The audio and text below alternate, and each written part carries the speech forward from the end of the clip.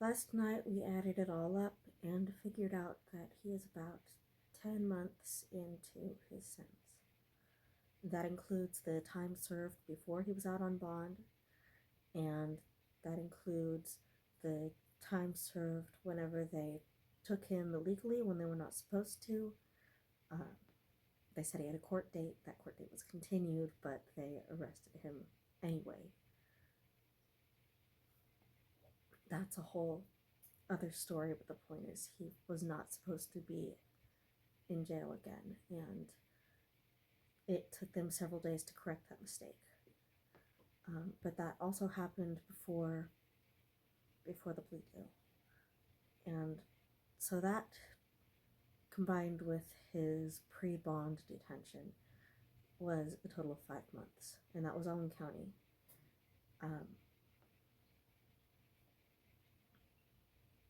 And after the plea deal was also around 5 months.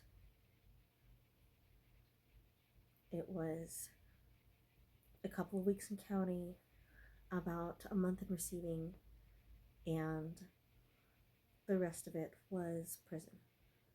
He mentioned today that putting it as time put behind him feels more like an achievement than looking forward to the time that's ahead of us. And I agree with that largely, but either way you look at it, it's never a good number. No number of days that you lose your freedom for something that you didn't do is a good number. But it has been 10 months past, and it's 10 months closer to when he gets to come home. Inevitably, people have asked me about my husband. Most people know that I'm married. Everybody at work knows I'm married. Yet they never see my husband. Actually, a lot of people have guessed. They see me answering the phone right away when someone calls. They see me taking my breaks at certain times. And the reason a lot of people guess is because a lot of people, it turns out, have been in similar situations. Everybody seems to have a story, either of themselves or someone they knew.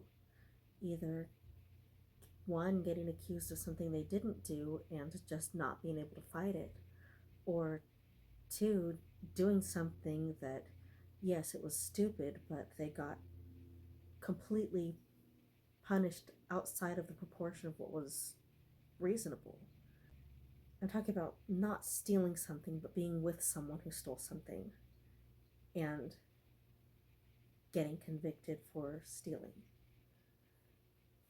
I'm talking about having an accusation against you, especially a sexual accusation, because who can prove that?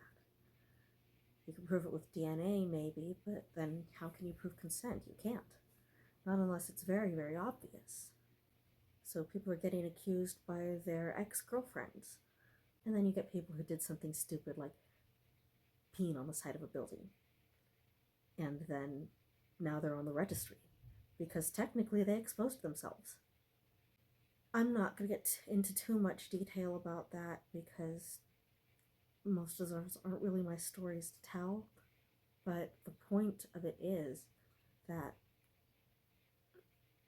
it's actually very normal. Very normal to be someone or know someone in a situation where the legal system, at least here in Oklahoma, did them wrong. And I'm sure it's not just Oklahoma, but right now Oklahoma's what I know, and it's really what I'm focusing most of my research on, and I am doing research on it because I'm not the type of person who can just let things sit. I don't like to see a problem and then shrug my shoulders and go, oh, well, that sucks. And when a problem like that hits close to home,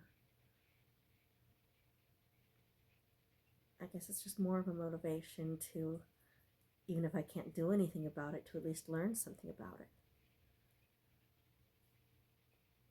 And so I'm looking up these statistics. What exactly is the conviction rate? Why is it so high? Why are there so many people, such a large percent of the population, under the thumb of the DOC? Is it costing money? Or are people profiting off it? And if so, who? And how many of the people under DOC actually deserve to be there? How many actually did something? How many did something that warrants the time and the punishment they were given? And how do they get away with some of the punishments that they give?